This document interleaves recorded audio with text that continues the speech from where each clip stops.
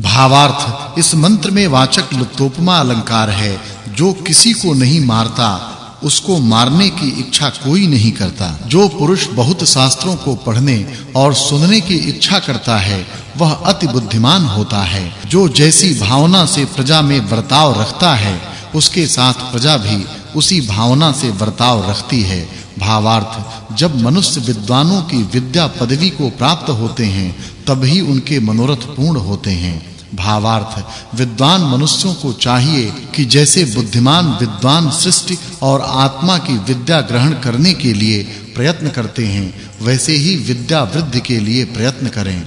भावार्थ हे मनुष्यों जिस धर्म युक्त पुरुषार्थ में विद्वान लोग तुम लोगों को प्रेरणा करें तो जैसे हम लोग उनकी आज्ञा अनुकूल वर्ताव करके विद्या और धन को प्राप्त होवें वैसे ही उन पुरुषों की आज्ञा अनुसार वर्ताव करके आप लोग भी विद्या और धन युक्त होइए। इस सूक्त में अग्नि और विद्वान पुरुषों के गुणों का वर्णन होने से इस सूक्त के अर्थ की पिछले सूक्त के अर्थ के साथ संगति है यह जानना चाहिए। यह 11वां सूक्त और 10वां वर्ग समाप्त हुआ।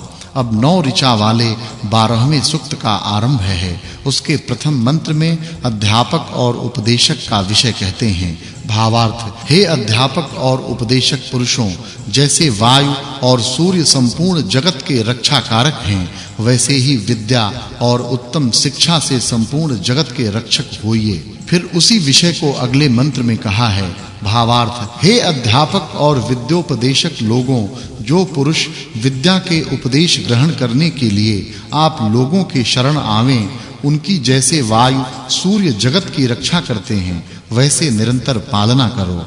फिर मनुष्य क्या करें इस विषय को अगले मंत्र में कहा है।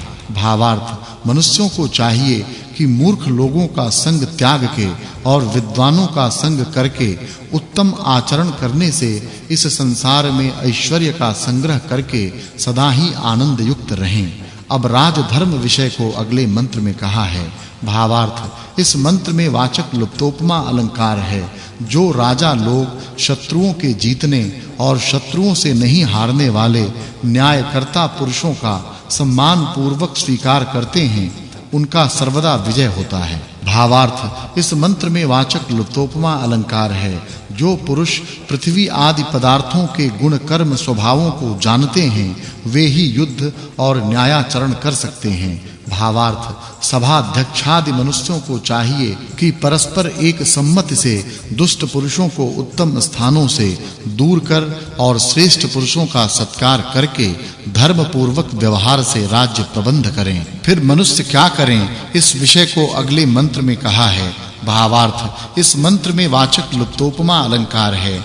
जैसे ईश्वर की सृष्टि में सूर्य आदि पदार्थ नियम के साथ अपने-अपने मार्ग पर चलते हैं वैसे ही मनुष्य लोग भी धर्म युक्त मार्ग में चलें। फिर राजधर्म विषय को अगले मंत्रों में कहा है। भावार्थ इस मंत्र में वाचक् लुप्तोपमा अलंकार है। जो वायु और बिजली के संयोग के समान परस्पर सेना और सेना के स्वामी प्रेम भाव से विरोध छोड़ के वर्ताव करें तो संपूर्ण मनोरथ सिद्ध हों। भावार्थ जो राजा लोग राजकार्य में सब प्रकार से निपुण सेना और सेना के स्वामियों को अधिकार देते हैं उनका सब काल में विजय ही होता है। इस सूक्त में इंद्र, अग्नि, अध्यापक, उपदेशक और सेना तथा सेना के स्वामी के गुणों का वर्णन होने से इस सूक्त के अर्थ की पूर्व सूक्त के अर्थ के साथ संगति है यह जानना चाहिए। यह तीसरे मंडल में 12वां सूक्त पहला अनुवाक और 12वां वर्ग समाप्त हुआ।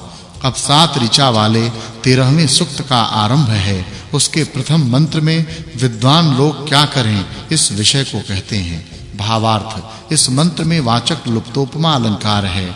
हे मनुष्यों जो लोग आप लोगों का सत्कार करते हैं उनका आप लोग भी सत्कार करें।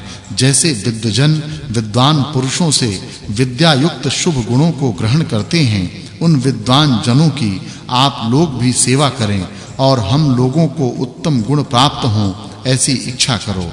भावार्थ हे मनुष्यों जिसकी कीर्ति आकाश और पृथ्वी में व्याप्त जिसके न्याय से प्रशस्त रक्षा आदि कर्म होते हैं उसी विद्वान सभापति का रक्षा आदि के लिए तुम आश्रय करो। भावार्थ हे मनुष्यों जो पुरुष अपने आप धर्मात्मा, जितेंद्रिय, सत्य का प्रचारक, श्रेष्ठ गुणों का देने और ग्रहण करने वाले, स्वभाव का धर्म में प्रवर्तन करता हो, उसकी संपूर्ण उपायों से सेवा करो। भावार्थ, गृहस्थ लोगों को चाहिए कि सर्वदा सुखोत्पादक गृहों को निर्मित करके और जल, स्थल, अंतरिक्ष मार्ग से गमन के लिए उत्तम वाहन तथा अन्य यंत्रादि साधनों को रचकर संपूर्ण समृद्धियां संचित करें, फिर उनसे अपना विज्ञान बढ़ावें। फिर मनुष्य क्या करें, इस विषय को अगले मंत्रों में कहा है। भावार्थ, इस मंत्र में वाचक् लुप्तोपमा अलंकार है।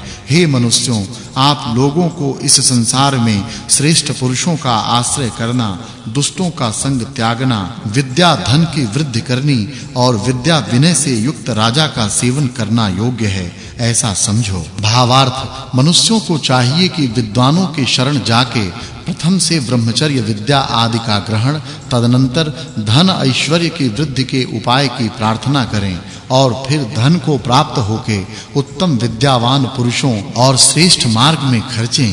भावार्थ, मनुष्यों को चाहिए कि परम ऐश्वर्य युक्त ईश्वर व किसी विद्वान पुरुष से प्रार्थना करके प्राप्त योग्य विद्या, ऐश्वर्य, उत्तम संतान, श्रेष्ठ बल पुरुषार्थ से बढ़ावें, जिससे सब जनों को शीघ्र वृद्धि कर सकें। इस सूक्त में विद्वान और अग्नि के गुणों का वर्णन होने से इस सूक्त के अर्थ की पिछले सूक्त के अर्थ के साथ संगति है, यह जानना चाहिए।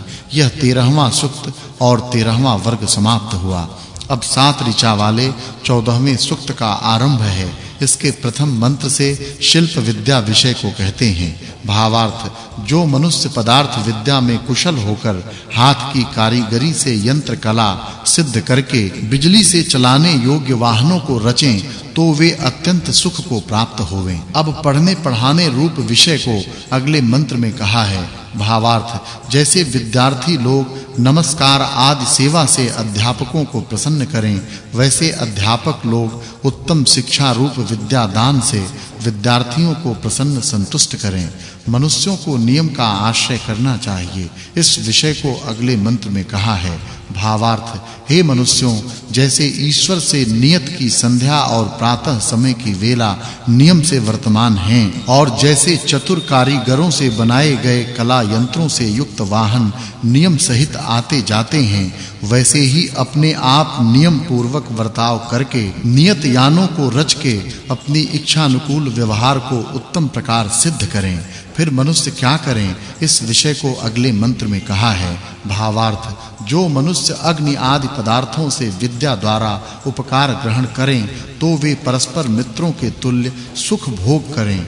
फिर अध्यापक और अध्येता के विषय को अगले मंत्र में कहा है। भावार्थ, जैसे अध्यापक लोग शिष्यों की विद्या विषयणी इच्छा को संतृप्त करते हैं, वैसे ही विद्यार्थी जन भी अध्यापकों के मनोरथ को सफल करें और सब काल में संपूर्ण पुरुष विद्या आदि शुभ